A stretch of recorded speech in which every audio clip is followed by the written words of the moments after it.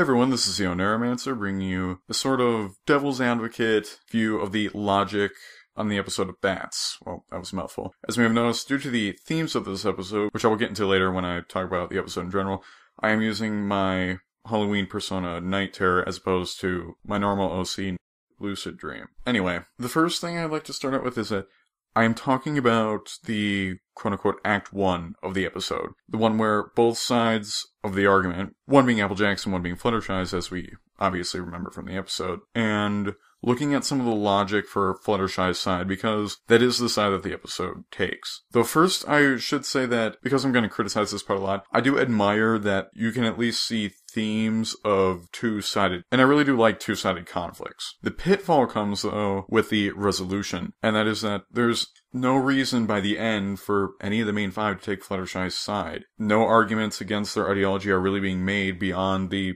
parts listed in the song. And obviously that wasn't enough to convince them. My point is that I don't see how Flutterbat existing is enough of a criticism of their ideology or arguments. Applejack's concerns about there being an apple famine or similar are not dismissed just because of Flutterbat's existence. I also don't see how it disproves the argument because obviously Flutterbat was an unforeseen consequence. And one that they're trying to use apparently to portray Fluttershy is right, because after that, they act as though, wow, Fluttershy, you were right all along. We're sorry this had to happen to you. At least that's the vibe I got. But again, I really don't see how it disproves their arguments. My other problem is, why are the bats still in the orchard after Twilight Caster's spell? They came for the fruit, so they must have been hungry enough to settle in the orchard so that they can try and claim the fruit for themselves. But they've just been hit with a spell that makes them not want the fruit. Why aren't they moving to another place where there is fruit? And on top of that, what's the point of the sanctuary at that point? There really doesn't seem to be any point to it. After all, they still don't want the fruit. They got rid of their desire to be fruit bats, apparently, but I don't see how putting it in Fluttershy or removing it from Fluttershy somehow gives it back to them.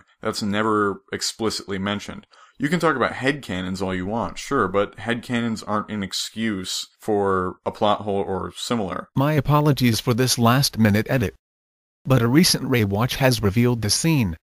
You may notice the white bat-shaped things leaving Fluttershy, which seems to be the bad desire. However, the spell's original backfiring was dependent either on Fluttershy's stare and or her being the nearest living thing to them at the time. Assuming the same spell was used in reverse, then it is possible the bad desire did not actually go back to the bats, as the bats were not the nearest thing, and or Fluttershy not using the stare on anyone but herself. To memory, it is not explained if it is the same spell used earlier in some way or another spell entirely.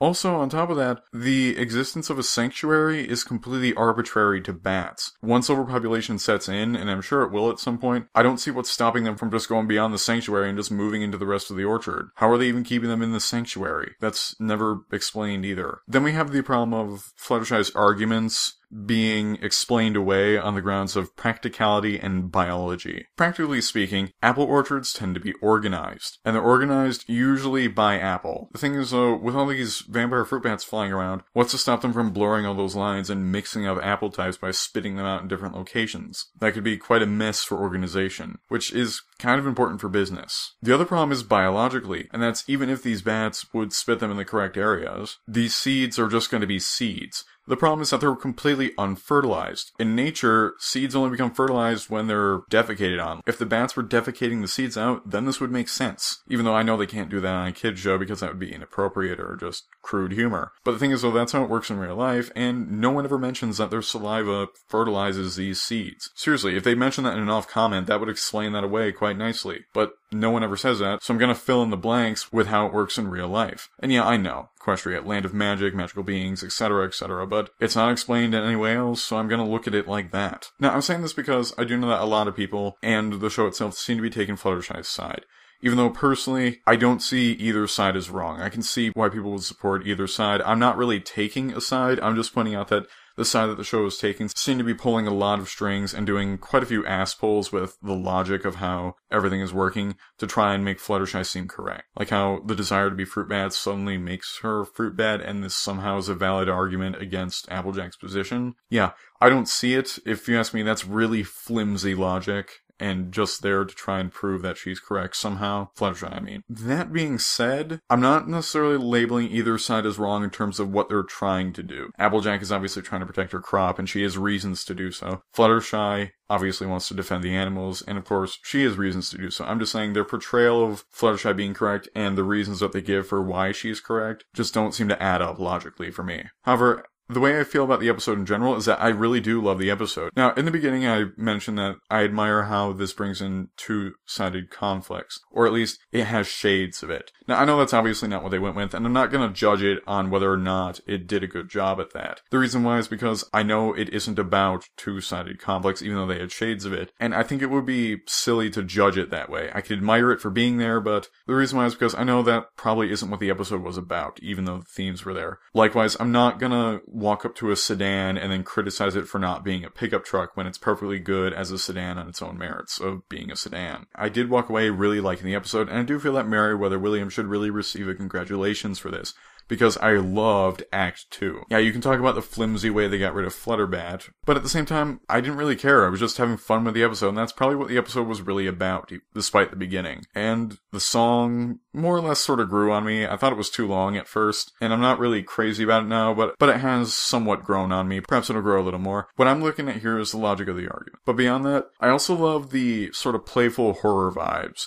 And when I mean playful horror, I mean like the kind of horror that you see in a children's Halloween special, or the stuff that you see in the music video of This Is Halloween. It's the fun kind of horror. Not that the other kind of horror isn't fun, but it's just fun in a different sort of playful way, as opposed to the sort of dreaded, but still, in another sense, fun and interesting horror that you get from, say, Marble Hornets, or the SCP Foundation, or perhaps local urban legends and ghost stories. And I really do love that because I love those themes. It seems like these elements could have been just lifted right out of a Halloween special and just placed in the episode. In fact, Flutterbat makes a really good Halloween persona, if you ask me. These themes are the reason why I'm using my Halloween persona right now. Anyway, the reason I was making this was just to point out some of the flaws and some of the logic of Act 1 in the episode. But, either way, I still walked away liking the episode overall, and I really do feel that Meriwether Williams should receive congratulations yet again. Anyway, this was the Neuromancer. Have a nice day.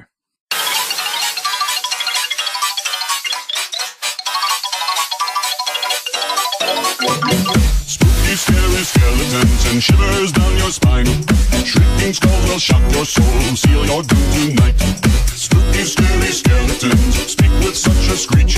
You'll shake and shudder in surprise when you hear these zombies shriek.